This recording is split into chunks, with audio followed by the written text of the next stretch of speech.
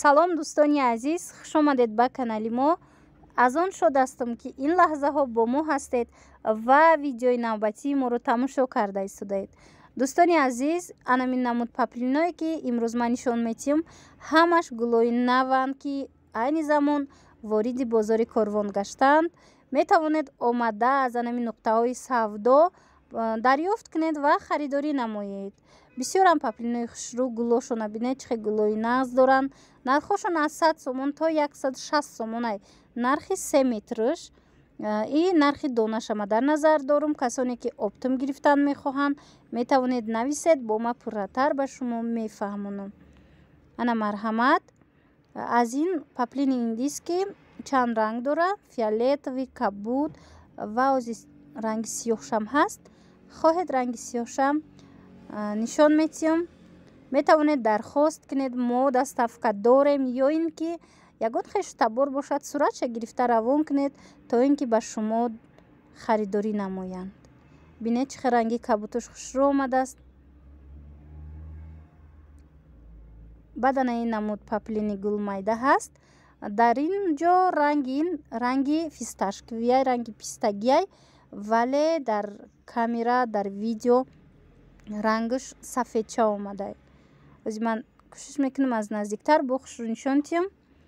набинед рангашанам хел сабзчаяй.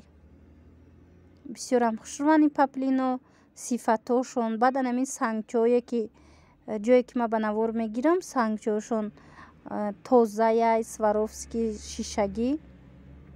анинҷада бо сиёҳуш, анамун индиски паплина ранги сиёҳуш. хоҳед аз ин рангаш гиред, хоҳед аз ранги дигараш. рости ман видео мекунам, 2 рӯз пас мебиём, аллакай намеёбам ҳамин гуллора. баъзан подписчико вақте дархост мекунанд, меём аллакай ки тамомшидагӣ ҳаст, зеро айни замон ҳози бозор да ваяй чӣ хел мегӯянд, сезони паплин сар шудестай. барои ҳавай тез тез савдо мекунану баъзе чизора дарёфт карда наметавонем. ана ин ранги дигари анамун паплини индиски, ранги фисташковиш. ино аз анамин нусхаҳои сари гирифтагӣ ҳастанд. баъд ана ин боша паплини дубайскияй, аз ин 2 ранг ҳастай. ина марҳамат. паплини дубайски санги зиёдаш дӯстони азиз и 160 сомонай. санги бисёрош. ози ранги сиёҳшам доранд, нишон метиҳам. агар хоҳед ранги сиёҳшам бинед. аз ино беҳад куртаи хушрӯ мебироя. худшонам ғавсаки хушрӯванд. санги зиёдша ман нархша гуфтам дӯстони азиз. камсангаш ё ин ки бесангаш бо арзонтарай. иҷада бо анамин сиёҳаш дубайски паплина.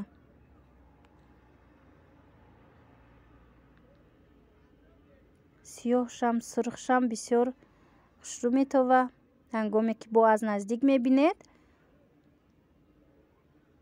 бисёр паплинои ғавсаки ҳамаш гулои новинка.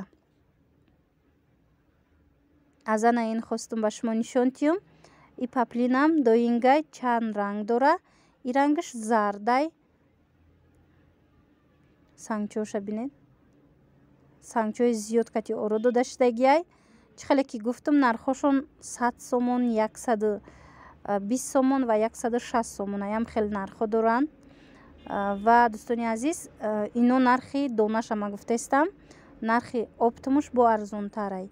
ана ин намудо бошад дубайски паплинай иям и 160 сомон нархи санги зиёдшай. ҳамеша ба назар бигиред ки вақте ки шумо бозор меоед, санги каму санги зиёд дора ҳамин паплин.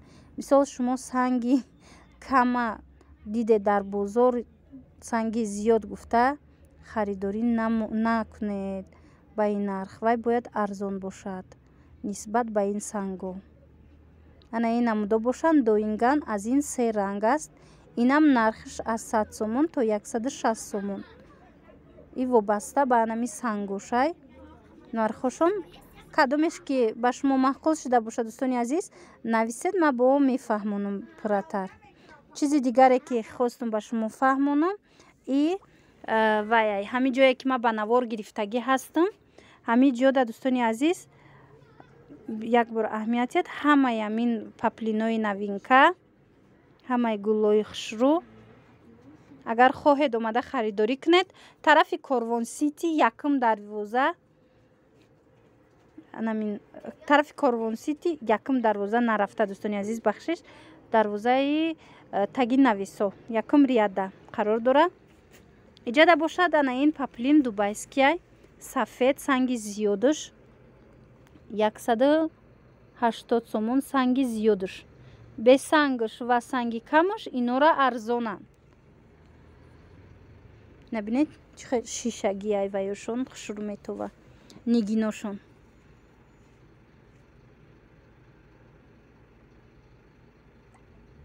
тавассути анамин камера хушрӯ наомада ями санго хушрӯ наметова, вале боварӣ дорум ки чун аз наздик мебинед ҳатман ба шумо маъқул мешавад. ана ин сирхам паплини дубайскияй ира санги зиёдуш 180 сомонай. ина бинед ҳозир иҷада санги зиёдшай хостум ба шумо нишон диҳам. беҳад хушрӯвай сангшам хитшам якум сорча ҳамие ки ман нишон додастам ҳамаш якум сорчанд. бо ҳастан ҳами хеле паплинои диски лавдоманӣ аз ин се ранг астай. иям бори нав нархаш аз 100 сомон то 150 сомонӣ намуда.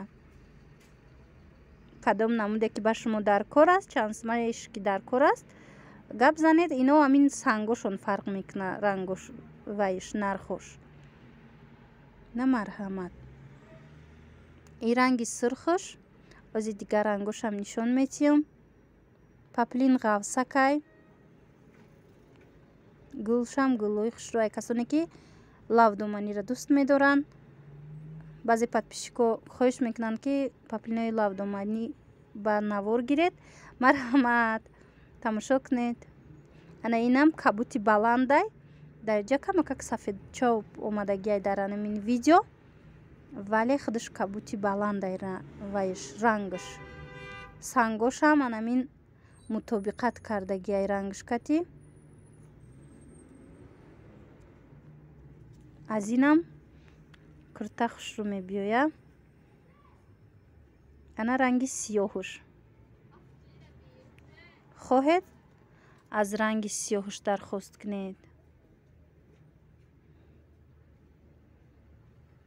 ҳамаи ҳамие ки ба навор гирифтам имрӯз паплинои нав. метавонед ки суратоша гирифта равон кунед то ин ки ба шумо дарёфт кунанд осонтар шавад. чӣ хеле ки мегӯянд барои анамун хешу таборотон ё ин ки волидайн осон шава кофтани анамин чизо. бисёр духтарако ба ман менависанд ки мо сурат гирифтем аз анамин видеои шумо ва модармона ё ин ки хоҳармона равон кардем ба мо дарёфт карда тавонистанд осон шуд ҳамон паплиное ки шумо нишон додед.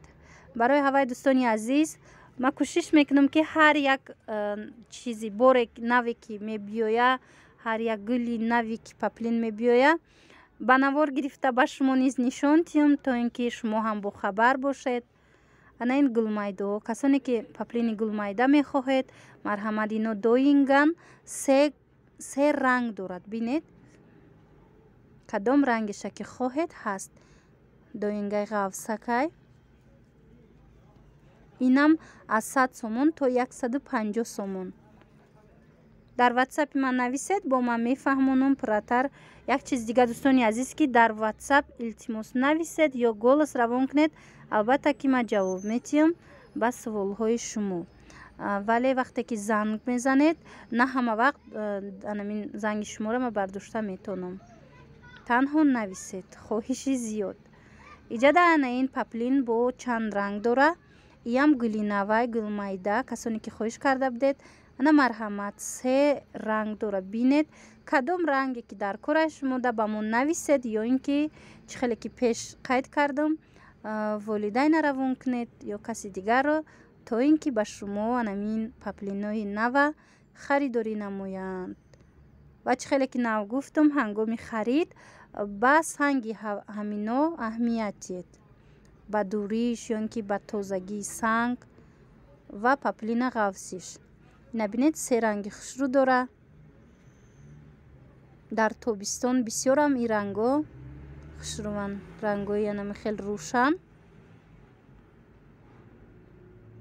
агар ба шумо писанд омада бошад дӯстони азиз, мондани лайкро фаромӯш накунед, зеро ки подписчикони канали мо бисёриҳо мондани лайкро фаромӯш мекунанд.